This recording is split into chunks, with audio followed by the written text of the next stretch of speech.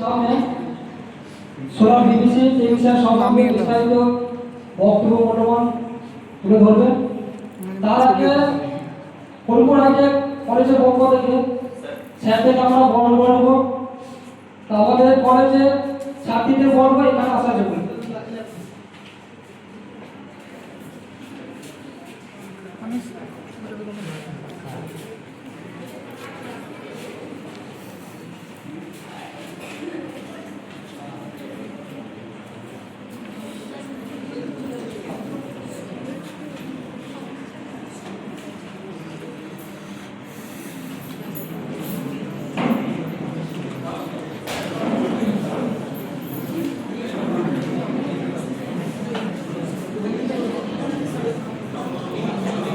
Faridpur government ITI কলেজের পক্ষ থেকে সবার প্রথমে আমরা শঙ্কর সাহু মহাশয়কে আমরা বরণ করব অ্যাসিস্ট্যান্ট এবং আমাদের সুইচের ফর্সের তরফ থেকে।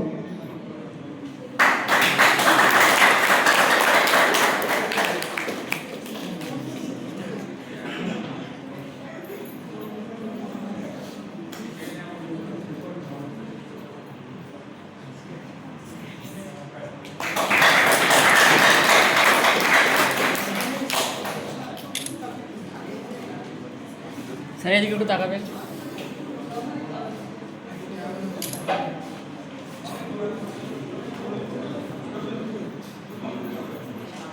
আমাদের আরেকজন বিশেষ অতিথি পুষ্পেন মন্ডল মহাশয়কে আমরা বরণ করব মোবিলাইজার সুইচের ফাউন্ডেশন।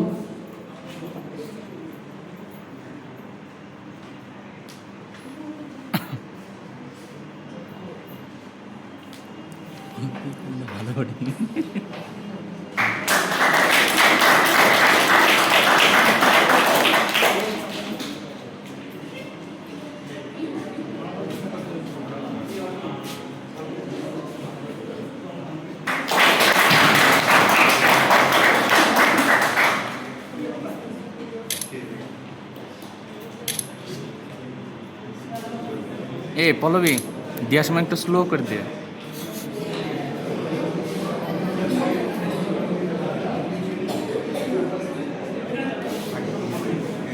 আমি স্লো করে দেব। ফরিদপুর গভর্নমেন্ট আইটিআই কলেজে মাননীয় পিকে মহাশয় শুভম মুখার্জি মহাশয়কে বরণ করব।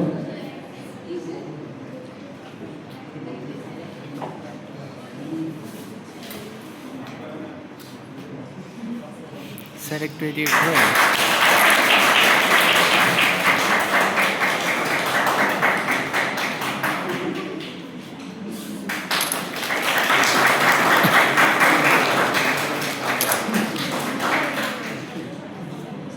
ফরিদপুর গভর্নমেন্ট আইটিআই কলেজে আমাদের ট্রেনিং এন্ড প্লেসমেন্টের ইনচার্জ মহাশয় পরাগ মহিন্দ্র মহাশয়কে বরণ করব।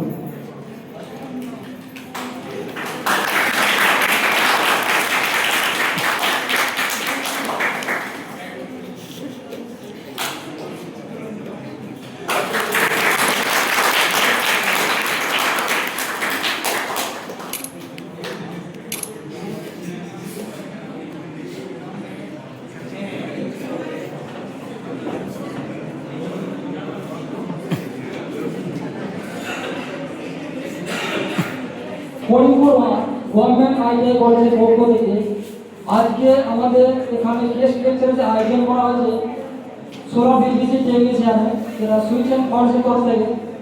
তা আজকে এই অনুষ্ঠানে সবার প্রথমে আমরা শঙ্কর সাহু মহাশয়কে মূল্যবান বক্তব্য বলার জন্য আমাদের ছাত্রদের উদ্দেশ্যে জন্য আবেদন জানাবো।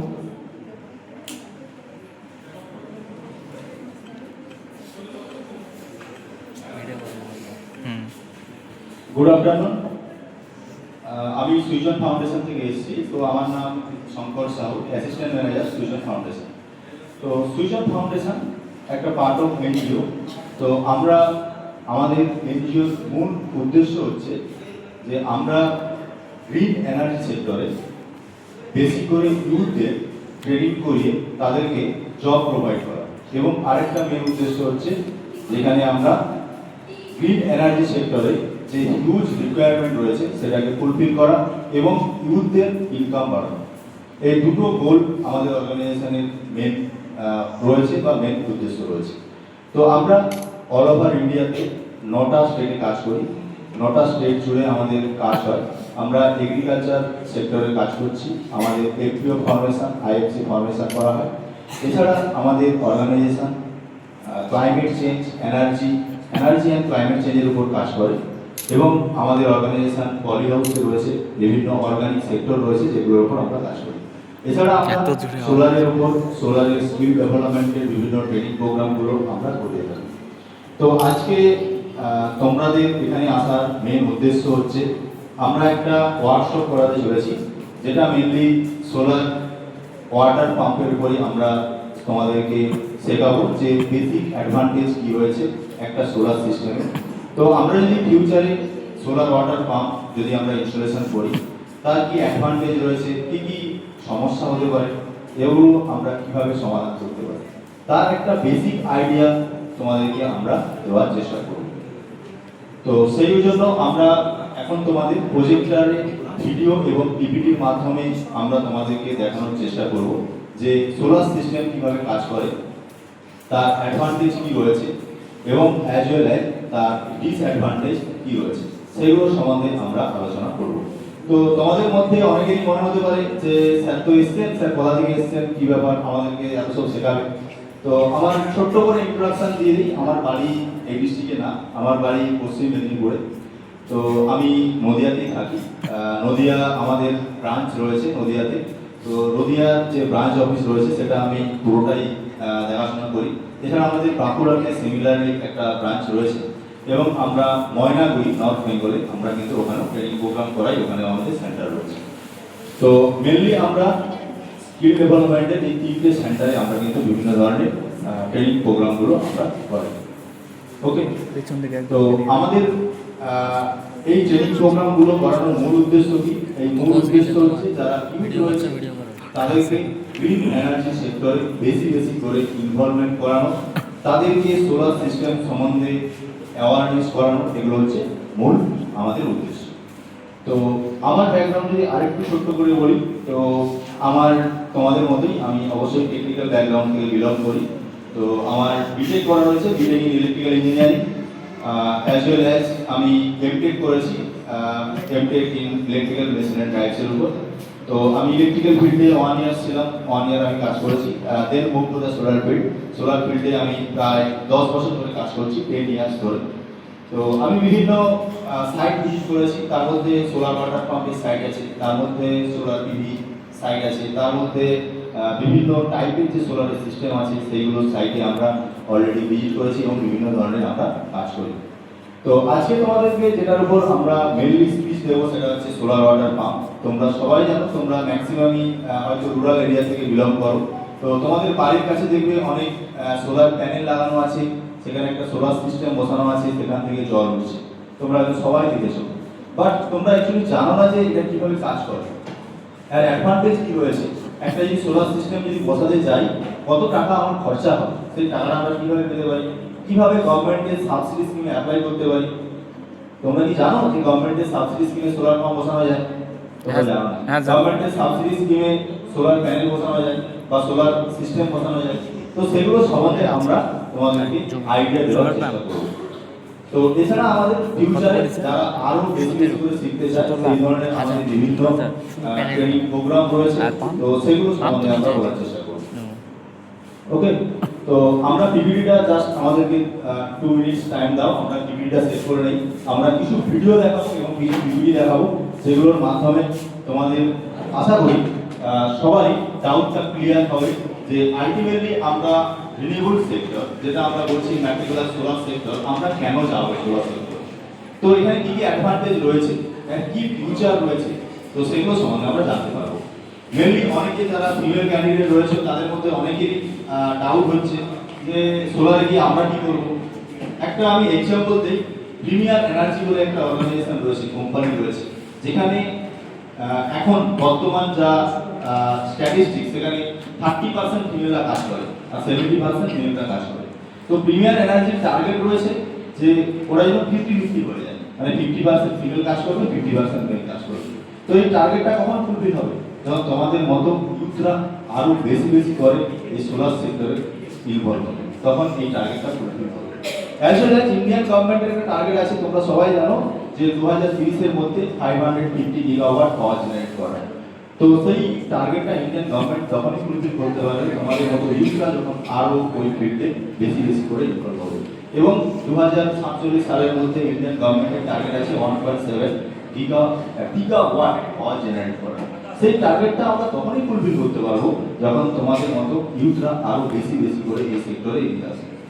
তো সেই জন্য আমরা বেশি টাইম ওয়েস্ট না করে আমরা যে মূল টপিক বা আমরা যে মেইন টপিক সেই টপিকের উপর আমরা আজকে ফোকাস করব। তো আমাদের জাস্ট 5 মিনিটস টাইম দাও, তো আমরা সেটা করে নিচ্ছি। তো তারপরে আমরা তোমাদেরকে পিপিটি এবং ভিডিওর মাধ্যমে আমরা দেখাবো এবং আমরা ফিউচারে কি ভাবছি, তোমাদেরকে কিভাবে আরো বেশি বেশি করে সোলার ফিল্ডে আনা যায়, কিভাবে এক ডিটেইলস ট্রেনিং তোমাদেরকে দেওয়া যায়, বা সোলার ফিল্ডে আমরা তোমাদেরকে কিভাবে প্লেসমেন্ট করাতে পারি, কিভাবে তোমাদের চাকরি অফার করতে পারি, কিভাবে তোমরা তোমাদের নিজের ক্যারিয়ার স্টার্ট করতে পারো, সেগুলো নিয়েও আমরা আলোচনা করব। ওকে, তো আমরা জাস্ট 5 মিনিটস টাইম চেয়ে নিচ্ছি জাস্ট আমাদের প্রজেক্টটা সেট করার জন্য। তার আগে আমি প্রিন্সিপাল স্যারকে রিকোয়েস্ট করব তো কিছু বলার জন্য। তো আমরা অসংখ্য ধন্যবাদ জানাবো করিমপুর 1 গভর্নমেন্ট আইটিআইকে যে আমাদেরকে এইরকম একটা প্ল্যাটফর্ম দেওয়ার জন্য, যে প্ল্যাটফর্মে তোমাদেরকে আমরা জানাতে পারছি যে রিনিউয়েবল এনার্জি কি ফিউচার রয়েছে। তো সেই জন্য অবশ্যই টিটিও স্যার এবং প্রিন্সিপাল স্যারকে আমরা অসংখ্য ধন্যবাদ জানাবো আমাদেরকে এরকম একটা প্ল্যাটফর্ম দেওয়ার জন্য। তো থ্যাংক ইউ। তো আমি স্যারকে বলবো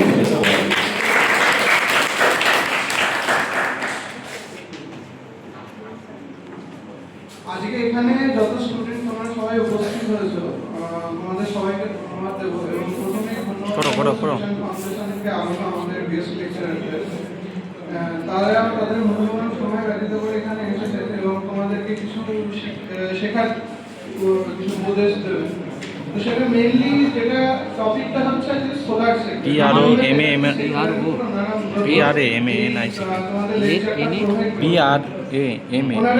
ডেমনস্ট্রেট করবে নিজেদের যে সুইচন ফাউন্ডেশন কিভাবে কাজ করে, তাদের কিভাবে সোলার ইনস্টলেশন গুলো হয় এবং কোন কোন স্টেটে তাদের বিভিন্ন ওয়ার্কিং ফাংশন গুলো চলে, সেগুলো সম্পর্কিত বিস্তারিত বর্ণনা এটা সিগনেচার, এটা ফুল হ্যাঁ সিগনেচার করে দাও। রিনিউয়েবল এনার্জি সেক্টর তথাকথিতভাবে একটা খুব একটা নতুন সেক্টর। এটার উপর কাজ এখনো সেরকম ভাবে ইন্ডিয়াতে হয়তো সেই রকম ব্যাপকভাবে এখনো শুরু হয়নি। তো এই সেক্টরটা যদি তোমরা এখানে যদি সবাই ইনভলভ হতে পারো